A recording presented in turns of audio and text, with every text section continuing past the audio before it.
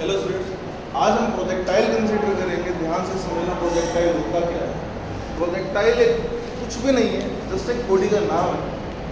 ऐसी बॉडी जिसको आप किसी इनिशियल वेलोसिटी से क्या करते हैं, थ्रो करते हैं। उसको कुछ एक इनिशियल वेलोसिटी देते हैं, चाहे आप उसको हाइट से फेंकिए, चाहे आप उसको ग्राउंड से फेंकिए। अगर आप हाइट से फेंकेंगे, that projection is known as horizontal projection.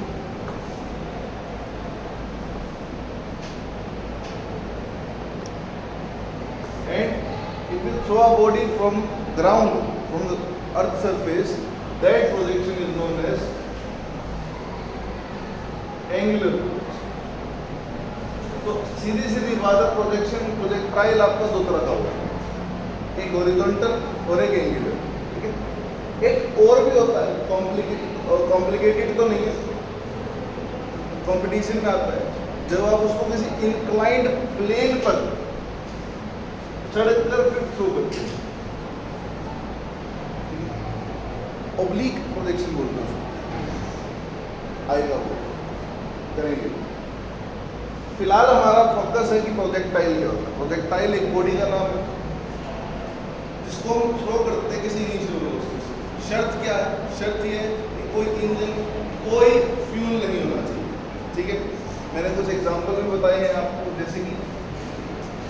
जैसे अगर आपके पास रॉकेट है, रॉकेट जैसे एंगुलर प्रोजेक्शन है ना, सेम पाथ फॉलो करता है।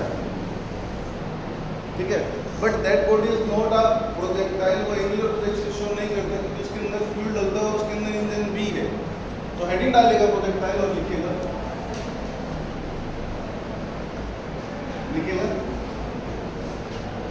Projectile is a name, projectile is a name given to a body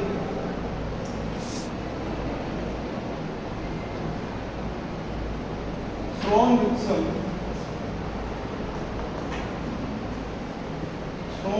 some initial velocity.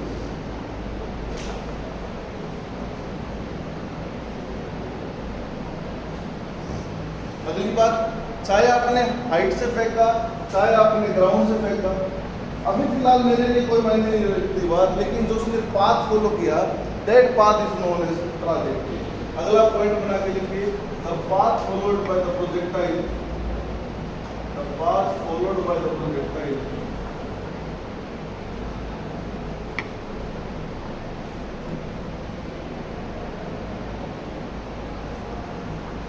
is known as trajectory.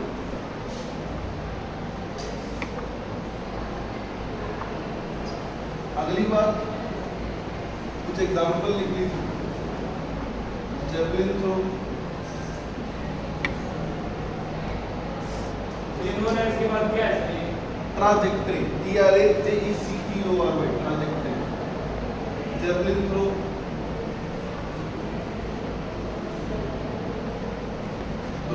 Fire from pistol,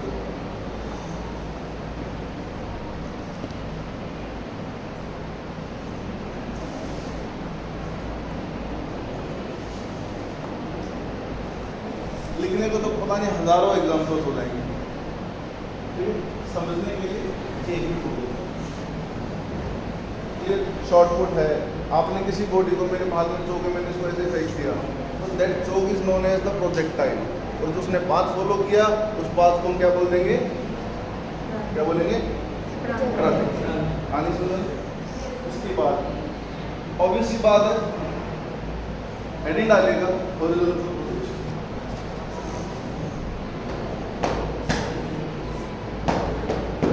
heading डालेगा हॉरिजॉन्टल प्रोजेक्शन। डन।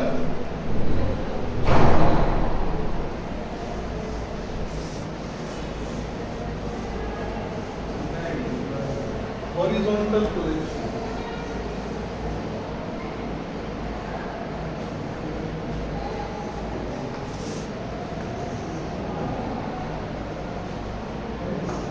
बेटा सामने इसके अंदर क्या है बेटा?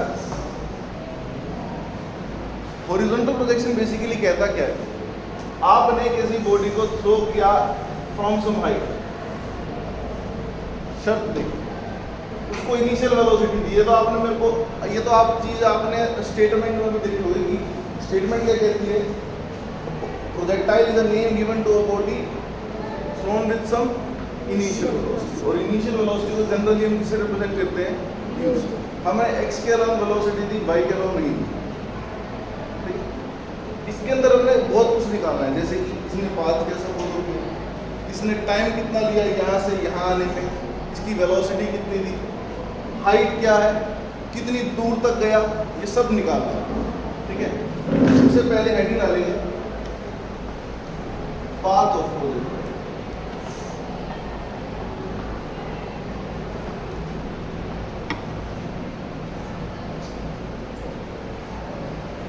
याद करो वो दिन जब मैंने कहा था कि वो दो इक्वेशंस x और y की बड़ी ज़्यादा इंपॉर्टेंट है, जहाँ पर हमने डिस्टेंस निकाला था, है ना, डिस्टेंस कोऑर्डिनेट निकाले थे x और y के, वो इक्वेशंस के बिना आप कुछ कर नहीं सकते। ठीक है, वो बता सकता है मुझे x की इक्वेशन क्या थी, x is equal to x not plus uxt plus half ax t square. अब मेरी बात को थोड़ा ध्यान से सुनना, थोड़ा गंभीरता से। x not is the initial displacement, initial displacement कितना, 0।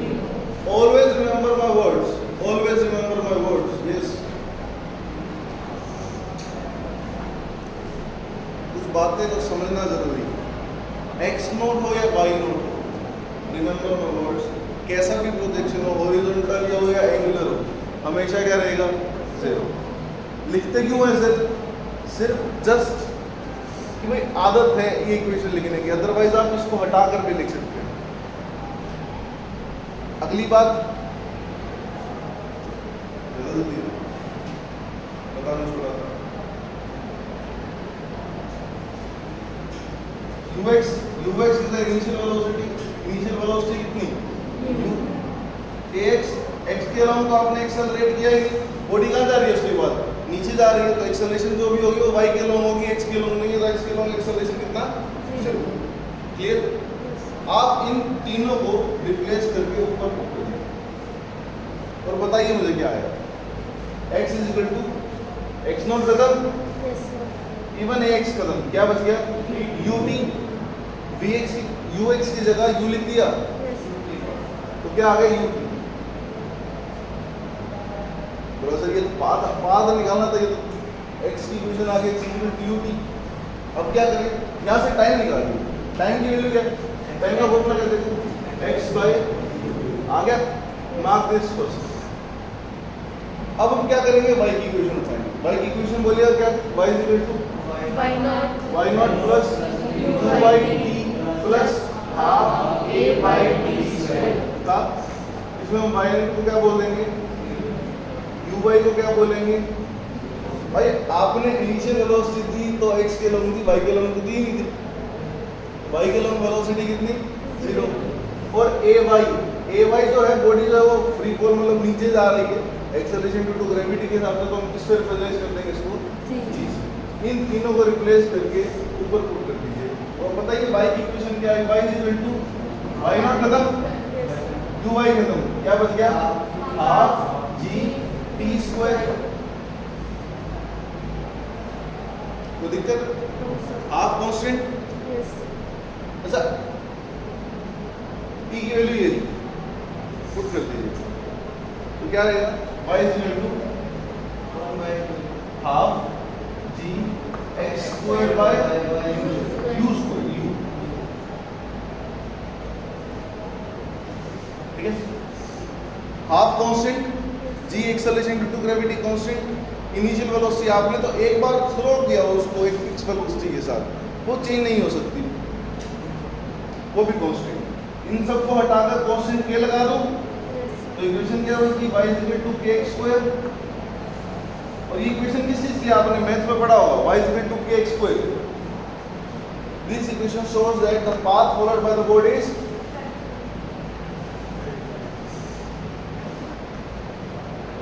path followed by the body by the projectile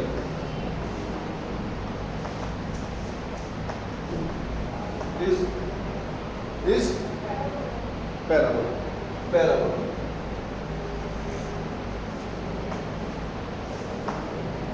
ठीक, इस पाथ को बोला जाता है क्या, पैराबोलिक पाथ। ठीक है, और जो इक्वेशन है वो पैराबोला की इक्वेशन नॉट। तो बेटा इसके अंदर जो सेकंड पोर्शन है वो क्या है, टाइम ऑफ फ्लाइट। क्या है, time of flight.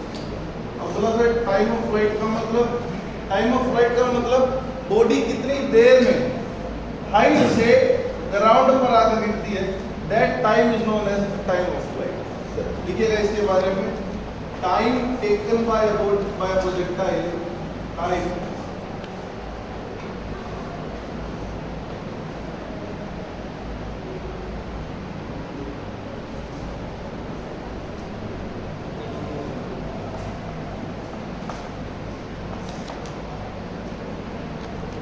to reach the ground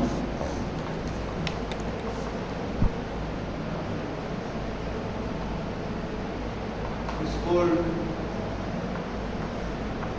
time of flight.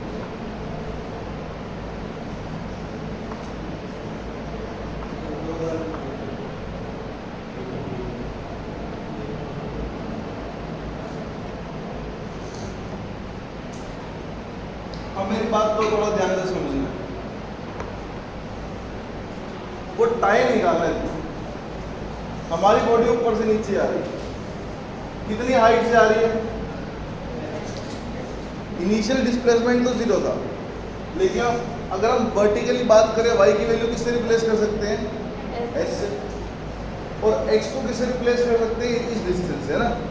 फिलहाल मेरे लिए हाइट जो है वो y की इक्वल है, या y जो है वो हाइट की इक्वल है। क्लियर, ध्यान सुनिए, हम इक्वेशन लगा रहे हैं सेकंड y की, y equal to y0 plus uy t plus half ay t square.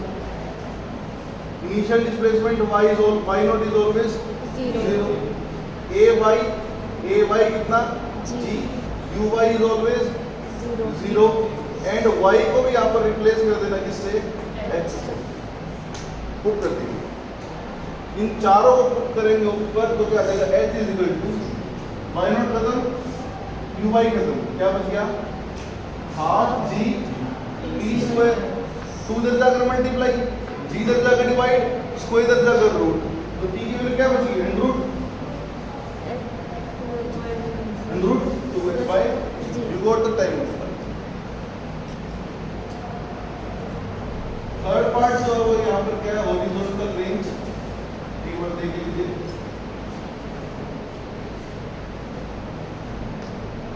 Horizontal range का मतलब कि बॉडी ग्राउंड से कितनी दूरी तक गई, ये डिस्टेंस x है। अब उसको रेंज है तो उसको आप किससे रिप्लेस कर सकते हैं, r से। जाने के लिए तो ऑब्वियसली बात है, एक्सक्यूशन फार्मूला, तो एक्सक्यूशन क्या है, x equal to x0 plus uxt plus r(axt) square. इसको हम इसी भाषा में भी लिखेंगे, बिल्कुल इसी मैनर में भी लिखेंगे। एक बार ऐसे कर लीजिए और एक बार मैं 1 मिनट में करके दिखा दूंगा, ठीक है, बिना रिप्लेसमेंट के, बिना किसी चीज के। पहले एक बार इसको देख लीजिए, x0 is the initial displacement कितना, uy is the initial velocity along x axis, वो कितना u,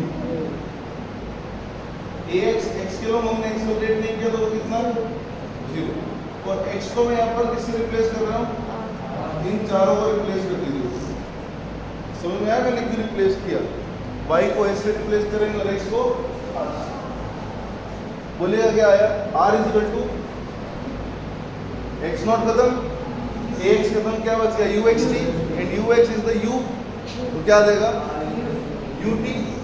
अब सबसे बड़ी बात ये, टाइम कितना है अभी निकाला था, मतलब हॉरिजॉन्टल रेंज। अदरवाइज आपके सामने एक सिंपल सा फंडा था, बोला सर हमने तो हॉरिजॉन्टल डिस्टेंस निकालना है, हॉरिजॉन्टल डिस्टेंस निकालना है। डिस्टेंस का फॉर्मूला क्या होता है, स्पीड इनटू टाइम। स्पीड कितनी u, और टाइम कितना अभी ऑलरेडी निकाला, √2h। डायरेक्ट भी पुट कर देते तो भी कोई इशू नहीं आता, फॉर्मूला यही है सामने देखिए, स्पीड इनटू टाइम ही आया। स्पीड इनिशियल वेलोसिटी u है और टाइम कितना √2h, कोई बड़ा इशू नहीं। देखिए हमें वेलोसिटी निकालनी है, अब फोर्थ पॉइंट है हमारा वेलोसिटी। फोर्थ है, फिफ्थ है, हमें किसी भी पर्टिकुलर पॉइंट पर वेलोसिटी निकालनी, क्योंकि इनिशियल वेलोसिटी तो u है, हमें किसी भी पर्टिकुलर पॉइंट पर वेलोसिटी निकालनी है। कैसे निकालेंगे? अब ये समस्या है, ये तो बहुत गहरी समस्या है, फॉर्मूला तो चाहिए वेलोसिटी का। कैसा बात फॉलो करें? फिलहाल के लिए अगर आप देखें तो पैराबोलिक पाथ थोड़ा बहुत सर्कुलर पाथ में है ना, कर्व में। अगर किसी पॉइंट, अगर कोई बॉडी कर्व में होती है ना, और अगर उस पॉइंट पर अगर डायरेक्शन देनी जाए तो किसके थ्रू देते हैं? टेंजेंट के थ्रू। रिमेंबर माय वर्ड्स, अगर सर्कुलर पाथ है तो डायरेक्शन किसके थ्रू दी जाएगी? टेंजेंट। ठीक है, तो इस पॉइंट पर वेलोसिटी के भी कितने कंपोनेंट ब्रेक डाउन होंगे? दो, एक x के लॉन्ग और एक y के लॉन्ग। अगर मैं इसको v बोल लूं तो ये मेरा vx है, तो ये क्या है? vy। मतलब वेलोसिटी x के लॉन्ग, मतलब बॉडी आगे भी जा रही है और बॉडी का जा रही है नीचे भी जा रही है, इसीलिए कंपोनेंट कितने ब्रेक डाउन हो गए? तो अब पहला मकसद v निकालना नहीं है मेरा, पहला मकसद क्या है मेरा? vx निकालना। दूसरा मकसद क्या? vy निकालना। फिर हम रिजल्टेंट वेलोसिटी भी निकाल देंगे बाय द ट्रायंगुलर लॉ या parallelogram law of vector radiation. फिलहाल सामने तो vx निकालना है। v का फॉर्मूला क्या था? u plus at। तो मैंने vx ux प्लस axt लिख दिया, कोई दिक्कत तो नहीं किसी को? ux को किससे रिप्लेस कर रहे थे? और ax को हमेशा कितना ले रहे थे? पुट कर दीजिए, तो आपके पास vx आ गया। vx कितना आ गया? x के लॉन्ग तो वेलोसिटी भैया यूनिफॉर्म रहेगी, कांस्टेंट रहेगी, इनिशियल वेलोसिटी। अब समस्या है y के लॉन्ग निकालने की। अब y के लॉन्ग कैसे निकालते हैं? देखिए, vy is equal to uy plus ay। समझ जाइएगा, y के लॉन्ग तो इनिशियल वेलोसिटी थी नहीं, वो कितनी थी? हमेशा 0। लेकिन ax ay कितना था? रिप्लेस कर दीजिए, vy कितना आ गया? dt, क्योंकि u तो खत्म, uy खत्म। So we got vx, we got vy। According to parallelogram law of vector addition क्या कहता था? r resultant is equal to a square plus b square plus 2ab cos theta. अब पहले cos theta पे आते हैं। दोनों एंगल कितना है? 90। cos 90 कितना होता है? कितना होता है? 0। तो वो लास्ट वाला पोर्शन तो खत्म हो गया, तो कितना बचा? Root a square plus b square. मतलब जो नेट वेलोसिटी बची वो कितने, किसके ऊपर बची? Root bx square plus by square. आगे मैं जा सकता था लेकिन मैं रुक गया, क्योंकि आगे एंगल कितना भैया? 90। cos 90 कितना होता है? 0। तो रुक जाइए, आप चाहे तो पूरा लिख के उसको बाद में 0 पुट करके फिर इस पे आ सकते हैं, एक से पूरा तो कुछ नहीं। ठीक है, बस अब आपके सामने vx है और vy है। vx कितना? vx कितना? और vy कितना? gt। इसका स्क्वायर करेंगे तो क्या रहेगा? u square plus g square. We got the net velocity।